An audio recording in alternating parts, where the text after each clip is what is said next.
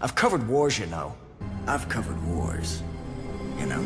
You know, you're a little high-strung for a guy who's covered wars. I've covered wars, you know. Hey, I've covered wars, you know. There's a sentiment I keep thinking about as I ruminate on my time with Dead Rising Deluxe Remaster. That sentiment being that quality of life improvements to games have been making them too generalized. Everything plays the same, looks the same, and the ways you interact with the world itself is becoming standardized within the industry. Modern control schemes are starting to make it so games are losing their originality in the ways that we interact with them. Combat and the way that we approach it is also starting to become defined more and more by standards. While this doesn't apply in totality to Dead Rising Deluxe Remaster, the game has changed a lot by tweaking and adjusting things behind the scenes. It's all added up to an experience that, while fun and a good return to form for a series that has felt lost since the second entry, ultimately leads to this being a disappointing experience for me. The original 2006 Dead Rising is one of my favorite games of all time. It's a perfectly balanced genre mix that is really compelling to me. While a lot of criticism I see of the game online from outside of the fan base derides the story for being bad, I loved it. Its unique hook of playing a journalist trying to uncover the truth about a zombie outbreak was immediately intriguing, and very different from the usual protagonists we usually get in these games. The conspiracy angle of the game hooked me as well. But the way that the game utilizes its game systems to make you feel like Frank West is what really grabbed me. I'm always for ludonarrative synchronicity in games, and while the lack of it doesn't bother me in most games, I always find myself appreciating and loving games that sync the player and the character as one. Making you think like the character on screen is always valuable when playing a game, but it's especially important in a setting like this where immersion is key. The weapon durability system forces you to think like a survivor, always on the lookout for a better, stronger, and more durable weapon. The healing system forces you to always be on the lookout for food, wanting to make sure that you always have enough in a pinch. Tying high PP rewards to rescuing survivors incentivizes the player to go out of their way for them. The timer is also key to all of this, making the player more stressed and anxious to be on time to rescue people, as well as to be there for key story moments just like how Frank would be. I was especially excited to see a new entry in the series, even if it was something like a remake/remaster hybrid. Because I got into the series at a time when it seemed like it was deader than dead, I became a Dead Rising fan in 2017, a year after the release of Dead Rising 4, and a year before Capcom Vancouver, the developer of the series from 2 onwards, would officially close its doors. I never got to be a part of a new Dead Rising game hype cycle. It was dire. I was a huge fan of the first game but lukewarm on the sequels, and I spent a lot of that time wishing, praying, and hoping for a Dead Rising 5 that would come out and bring the series back to its roots. A new entry that would feel more like the first game, but modern in its own right. Well, that day would not come for a while, and I would not get a Dead Rising 5, but instead a Deluxe Remaster, a sort of mixture of the two approaches of remasters and remakes. It wasn't exactly what I had wanted, but I was very excited to see a new version of one of my favorite games. As more details came out, I came to the conclusion that the game would be something like The Last of Us Part 1, the same game but given a facelift and some minor changes that appeal to fans. I look at remakes and remasters like this as sort of like a 4K restoration of an old movie. Well, the good ones anyway. It's something that's not necessary to the enjoyment of a piece, but it's a small improvement that gives fans a reason to revisit classics with new eyes. The Deluxe Remaster is that, but it's also not that. As I mentioned previously, quality of life changes were the main thing touted as being changed in this version of the game. They didn't change the story or layout of the mall at all, essentially leaving them intact, while the graphics, performances, and gameplay would be changed to making revisiting the game easier and more accessible for modern audiences. And I don't think I'm a fan of these changes.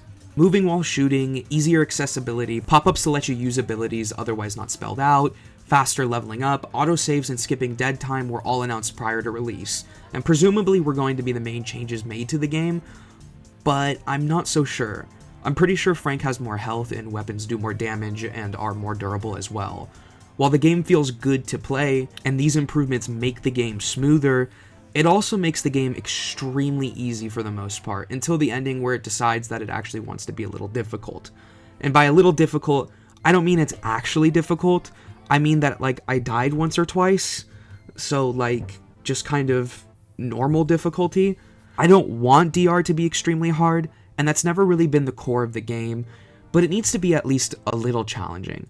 Otherwise, there's no incentive to engage with the systems of the game. Those interlocking systems I mentioned earlier that really make you feel like you're in this situation start to disappear when those changes are implemented. You're not really going to be wanting to go out of your way to search for survivors when leveling up is easier than ever and happens more frequently. You're not going to be wanting to search for better weapons when the weapon you have is durable enough and does a good amount of damage.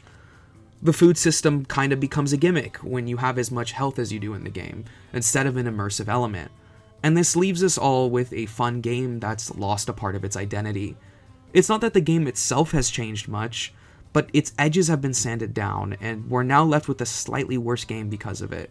It's essentially been overcorrected. Little issues that once seemingly plagued the game have been removed. They're just little barriers to entry, just inaccessible features. But it begs the question, at what point does making a game more accessible change the core DNA of what the creators were trying to achieve?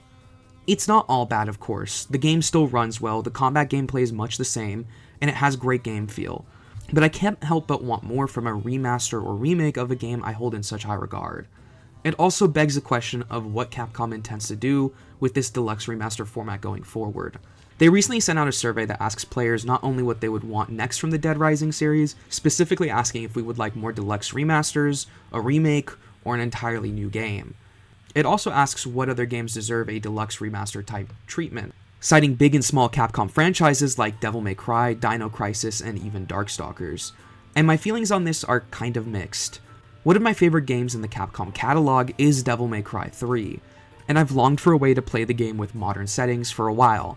As I've said before, I view these sort of remasters as essentially deluxe packages for fans who want a new way to experience old favorites. And while a deluxe remaster of DMC3 seems like a great idea at first glance, I'm a little hesitant now to jump at the opportunity for another one of my favorite games to get such treatment. Sure, it's a modern version of the original game, but when it's had so much of its core tweaked and changed, I don't know, I guess I'm just more inclined to want a full remake. Even if the original game plays well, I don't want them going back and tweaking stuff as much as they have here. For all that can be said of the modern Resident Evil remakes, at least those games are accessible right off the bat, in addition to being new games entirely. They're not tweaking and bending something in ways that it shouldn't be tweaked and bent. I really don't want to sound like too much of a doomer with this video.